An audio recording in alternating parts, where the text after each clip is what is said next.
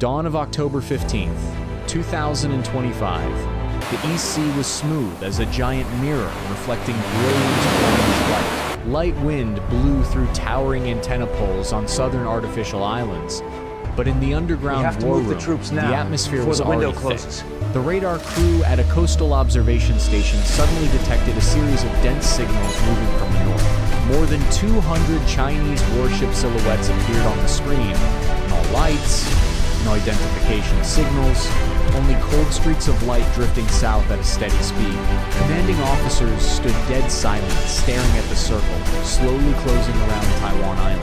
At the same time, on the command bridge of Taiwanese frigates patrolling off the east coast, alarm bells rang out. The crew rushed to battle stations, gun barrels rotating steadily north. Through binoculars, they saw the horizon suddenly sprout a gray steel wall, dozens of rows of warships, arranged in layers, bows pointing straight at the strait. Distance was still over 100 nautical miles, but pressure weighed heavily on everyone's chest. At the command headquarters in Taipei, red lights flashed continuously. The order highest combat readiness status was issued within 30 seconds. Anti-submarine helicopter crews rushed out to the airfield. Rotors started spinning before the sun had fully risen. Metal clashing sounds, shouted orders, diesel engines roaring blended into a tense symphony. Meanwhile, at the naval base in southern Japan, satellite just transmitted images of the massive formation. Staff officers determined this was no longer a drill. A Japanese patrol ship group operating near the Senkaku area immediately received orders to maneuver urgently to the southwest. Turbine engines screamed, 6 frigates cut waves rushing off, leaving white foam trails kilometers long. The sea was still deadly beautiful. Dawn light shone on hundreds of thin black smoke columns from Chinese warship funnels, looking like a herd of giant beasts just woken up. Not a word of warning, not a radio announcement. Only the terrifying silence before the storm. In the sky, a few early Taiwanese patrol aircraft had taken off. The pilot looked down, heart skipping a beat. The encirclement had formed completely, from North Taiwan, circling east, then down to Bashi Channel. More than 200 warships, a number never seen in any exercise. And then, the first signal of conflict suddenly rang out. A Japanese frigate leading the patrol group suddenly turned its main gun towards the bow of the nearest Chinese warship. No warning word, no stop signal. A dry explosion tore apart the early morning air. The first explosion had not yet faded when the sea northeast of Taiwan erupted with the second, third, fourth flashes. Japanese frigate just fired a volley of 127mm shells, armor-piercing tracer shells streaking brightly, stabbing straight into the bow of the leading Chinese warship. Water splashed higher than 30 meters.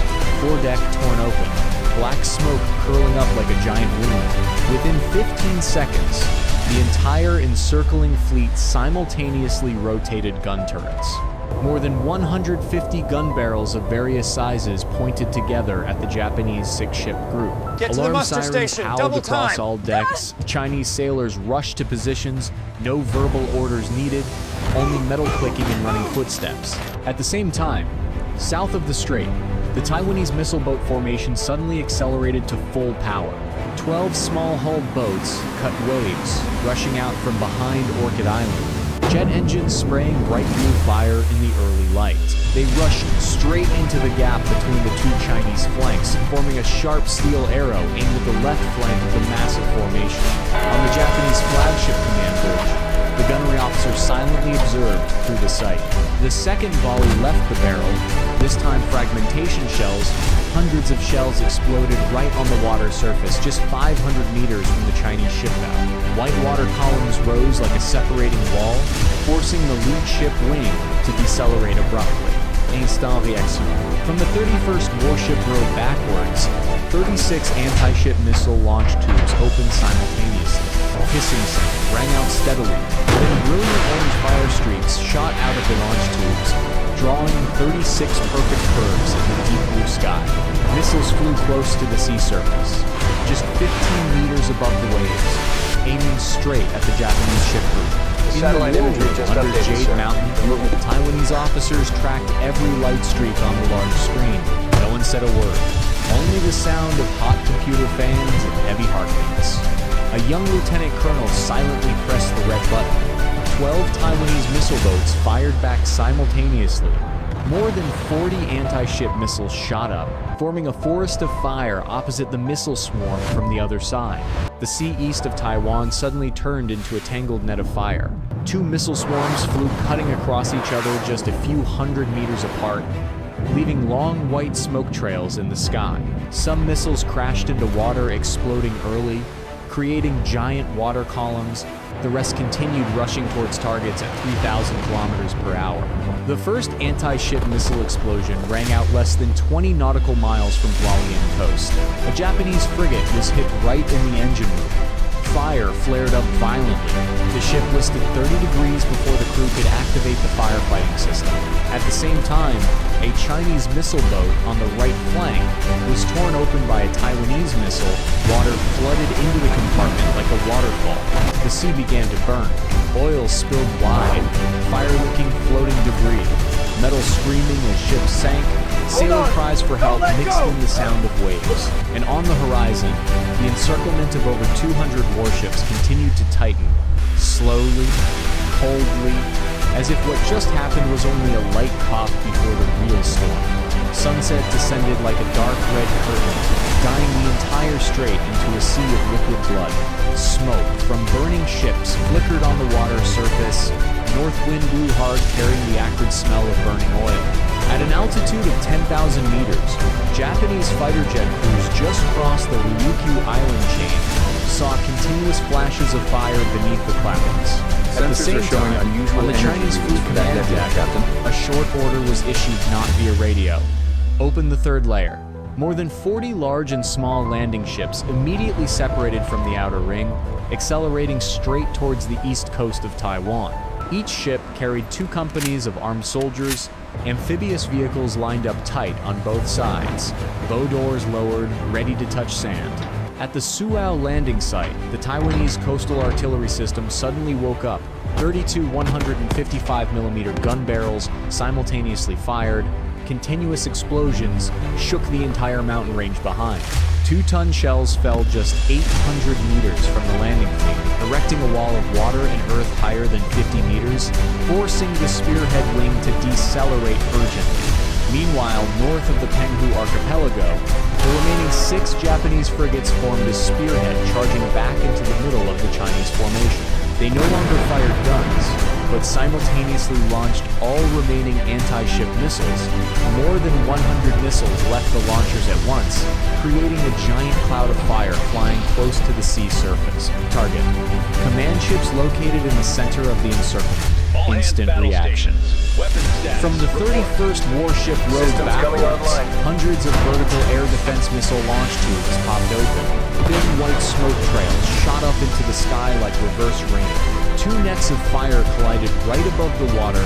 Continuous explosions vibrated the air so much that windshields on command bridges cracked. A Chinese destroyer was hit by 3 Japanese missiles in a row. Fire erupted from the midsection. The ship broke in too within 18 seconds. Stern sank first, bows still floating like a warning. At the same time, 4 Japanese fighter jets dived from above, dropping precision-guided bombs onto the landing ship group, trying to squeeze through the shore artillery wall. 3 large landing ships exploded, fire spreading to adjacent ones, turning a corner of the sea into a giant incinerator. Underwater, the sound of Taiwanese anti-submarine helicopter propellers began to ring out steadily. 4 helicopters dropped sonar to a depth of 100 meters, immediately detecting 4 Chinese submarines quietly approaching the east coast. Light torpedoes were dropped, white foam lines rushing in dark water. 2 muffled explosions rang out under the seabed. Pressure pushed the water surface up, as if someone punched from below. Night fell completely.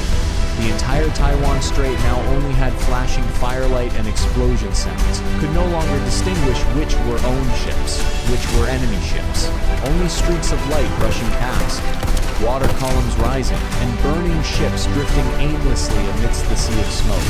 In the southern sky, another Japanese bomber squadron just crossed the Bashi Channel. Navigation lights extinguished.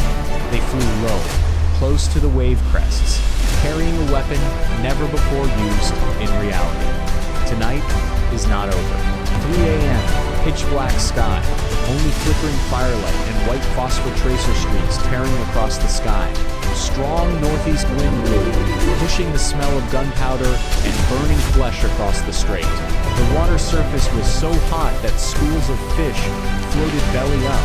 The Japanese bomber squadron quietly appeared from the south, flying close to the waves just 15 meters from the sea surface. They did not turn on radar, did not communicate via radio. 12 aircraft simultaneously opened belly bays, dropping over 40 laser-guided bombs. Target: the command ship group located right in the middle of the encirclement. 500-kilo bombs fell silently, then suddenly cut through the water, rushing straight into the ship's side like giant knives. The first explosion shook the entire seabed. The Chinese command ship took 4 hits right in the operations room, the entire command tower torn apart, fire flaring up higher than 50 meters, illuminating the whole corner of the night sky. The final order from that ship was just a distorted scream on the emergency frequency, then complete silence. At the same time, at the east coast beach of Taiwan, the first Chinese landing wave had touched the sand. More than 3,000 armed soldiers jumped out of amphibious vehicles, rushing onto the sand under floodlights from shore artillery. 155mm shells still fell like rain, each exploding, creating a 3-meter deep crater, sand blasting up, obscuring the moon. Many amphibious vehicles flipped over right after leaving the mothership, tracks spinning in the air before sinking. Taiwanese artillery groups on the high hill ceased not loading ammo. They worked in darkness, only the muzzle flashed lighting each other's faces. Each battery fired 30 rounds, then moved position immediately because enemy radar had locked the coordinates. 2 minutes later, cruise missiles from Chinese ships landed exactly where they just stood, turning the whole hill into a fire crater. Northward, the group of 6 remaining Japanese frigates was now only 3. They recklessly rushed straight into the enemy formation, using their own hulls as bait. One was hit by 3 anti-ship missiles at once. Exploding into a giant fireball, the blinding light revealed the entire Chinese fleet position for 10 precious seconds. Immediately, from Taiwan base, 24 coastal cruise missiles left launchers together, rushing past the heads of the 3 remaining Japanese ships, aiming at the subcommand ships just revealed. Continuous explosions rang out like thunder rising. 4 Chinese destroyers were torn in 2, sinking in less than a minute. Water-flooded compartments so fast sailors couldn't jump for life rafts. The sea surface was now full of skewed searchlights and cries for help in both languages. Above, Taiwanese anti-submarine helicopters still circled. They dropped flares onto the landing zone, turning the beach into a stark white stage. Under that light, armed soldiers of both sides saw each other's faces clearly for a moment, then sank back into the chaos of ballistics and grenades. Wind changed direction. Black smoke from dozens of burning ships was pushed back towards the Chinese formation, obscuring their own vision. In that thick smoke screen, 3 Taiwanese submarines quietly rose to periscope depth, each firing 6 heavy torpedoes straight at the remaining landing fleet. 4 underwater explosions rang out in succession. Pressure tore apart the sides of 4 large landing ships, water rushing in like waterfalls. Hundreds of soldiers trapped inside were swept into the black vortex. The second dawn was coming, but no one had seen the light yet. 5:40 a.m. The eastern horizon just revealed a pale pink streak. Then the entire east coast of Taiwan shook, as if struck by a sledgehammer repeatedly. More than 60 coastal rocket artillery systems fired simultaneously from underground bunkers in the mountain. 300-kilo projectiles flew in soaring parabolic arcs, then suddenly fell vertically onto the landing fleet trying to beach. Each explosion created a fire ring with a 150-meter radius, sand and molten steel spraying like fire rain. At the same time, from south of the Penghu archipelago, 18 Taiwanese fighter jets suddenly appeared at extremely low altitude. They flew so close to the waves that propellers almost swept the water, then simultaneously dropped cluster bombs. Thousands of bomblets fell like a steel rain, covering the three main landing areas. Small rapid-fire explosions blended into a single roar lasting 40 seconds, turning the sandy beach into glowing red craters. In the dense smoke, Japanese armed helicopter crews rushed in from the northeast. 12 carrying rockets and anti-tank missiles, they circled over the remaining Chinese amphibious vehicle convoy. Each dive, a 19-barrel rocket salvo left tubes, plowing up the line of armored vehicles trying to climb the sand slope. Fire erupted, tracks snapped, 18-ton vehicle hulls were thrown back into the sea like toys. 15 nautical miles offshore, the three remaining Japanese frigates deliberately ran high-speed circles, dragging dozens of enemy anti-ship missiles along. They fired all key decoys, creating hundreds of fake suns on the sea surface. The missile swarm was deceived, exploding in midair or crashing harmlessly into the water. In those 10 precious minutes, from Chiayi Air Base, 36 Taiwanese fighter jets took off for the third wave, carrying deck-penetrating bombs and anti-ship missiles. The sky shone bright as day from hundreds of explosions. A Chinese helicopter carrier was hit by a penetrating bomb right on the flight deck. Fire spread to the hangar, triggering a secondary explosion chain. The whole 40,000-ton ship popped up from the water surface, then fell back, breaking in two like a rotten wooden bar. Shockwaves spread more than 3 kilometers, capsizing dozens of speedboats, running landing support. Underwater, Taiwanese submarines continued hunting. The last 3 heavy torpedoes were launched, aiming at 2 logistics ships trying to approach the beach for medical evacuation. Both ships were torn in half from the middle. Thousands of oil, drums, and ammo exploded into a giant fireball, creating a mushroom cloud higher than 800 meters. Sea wind blew hard, pushing all smoke and fire towards the remaining formation of the encircling fleet. In that pitch-black smoke screen, Chinese radar gradually lost targets. Officers on remaining command decks only heard metal screeching when their ships were hit from unexpected directions. The sun rose fully. Light shone on the 5-kilometer beach now, only remaining black-burning vehicle wrecks, gleaming landing ship hulls, and hundreds of armed soldiers lying scattered on red sand. Far away, the initial encirclement of over 200 warships was now riddled with holes, smoke rising from over 70 different positions. But the battle had not ceased. Jet engine sound screamed again from the south, signaling the next airstrike wave. 8 a.m., the sun hung overhead like a giant furnace. The sea east of Taiwan had no patch of blue water left, only thick black oil slick, red-burning debris and bodies floating like dry leaves. Air temperature skyrocketed due to dozens of large fires, so much that sights on coastal guns fogged up from steam. From the south, 36 Taiwanese fighter jets of the third wave rushed in at 8,000 meters altitude. They no longer flew in formation, but scattered into separate hunting pairs, each pair carrying 2 supersonic anti-ship missiles, diving straight down at the remaining Chinese air defense destroyers. Missiles flew so fast that enemy radar only had time to emit a single beep before the 500-kilo warhead pierced from above, tearing apart the flight deck and ammo magazine. Continuous explosions lasted for 4 minutes. 17 Chinese destroyers and frigates exploded almost simultaneously, creating 17 fire columns higher than 300 meters, connecting sea surface with black clouds.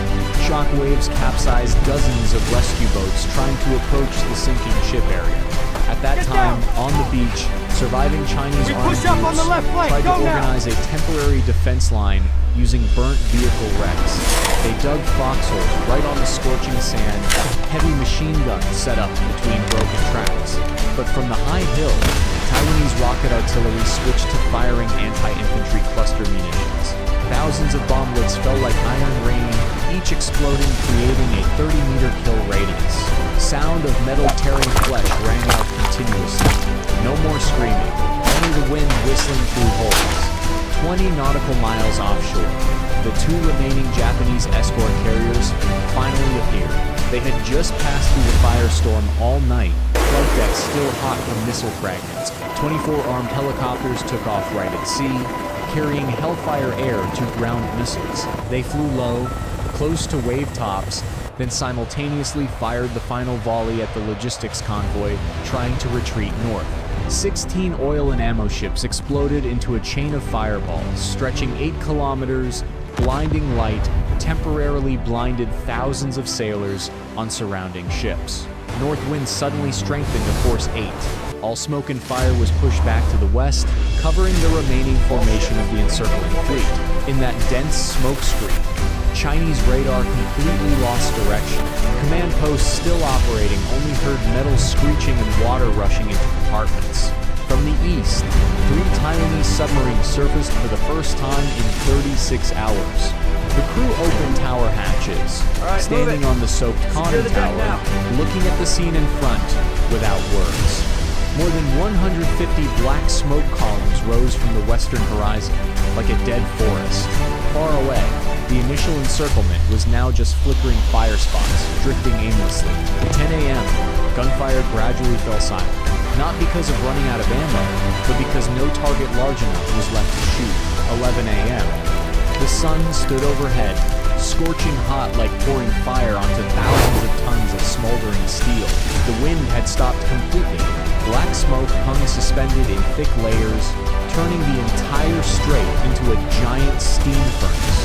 No more engine sounds, no more artillery sounds, only the sound of cooling metal twitching and clicking, and the sound of waves gently lapping against listing shipwrecks.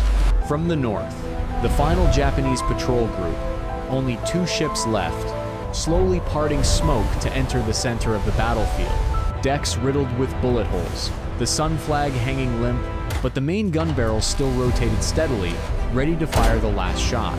Sailors stood dead silent along both sides. No cheering, no waving, just silently watching black smoke columns rising from over 100 Chinese warships, now sunk or sinking.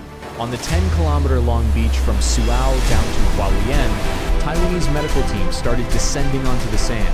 They wore white protective gear, walking amongst black burnt vehicle wrecks and bodies no longer intact. No one spoke, only the sound of portable generators and stretchers dragging on hot sand. Far away, a few surviving Chinese armed groups raised hands in surrender, faces blackened by smoke, eyes red from salt water and smoke fire. In the war room under Jack Mountain, the last red light turned off. Officers still sat in place, shirts soaked in sweat, eyes glued to radar screens, now showing only a few weak blips, drifting north. No one ordered, no one clapped. An elderly colonel quietly took off his headset, placed it on the table, then bowed his head. On the northwestern horizon, over 70 large and small shipwrecks formed a new chain of artificial islands made of burnt steel and spreading oil. Some still floated, listing 45 degrees, funnels bent, tattered flags hanging dangling. Others only had bows sticking out of the water like giant graves. Oil spilled, spreading tens of square kilometers, fire still smoldering on the sea surface, creating black mushroom-shaped clouds stretching to the stratosphere. 3 p.m., Japanese and Taiwanese rescue helicopters began lowering to life rafts. Chinese sailors sat huddled on orange-round rafts, eyes soulless, looking at helicopters bearing the sun symbol and blue-white-red flag. No one resisted, no one said anything, only the sound of rotors tearing the wind and water dripping from soaked uniforms. The second sunset descended, red like dried blood.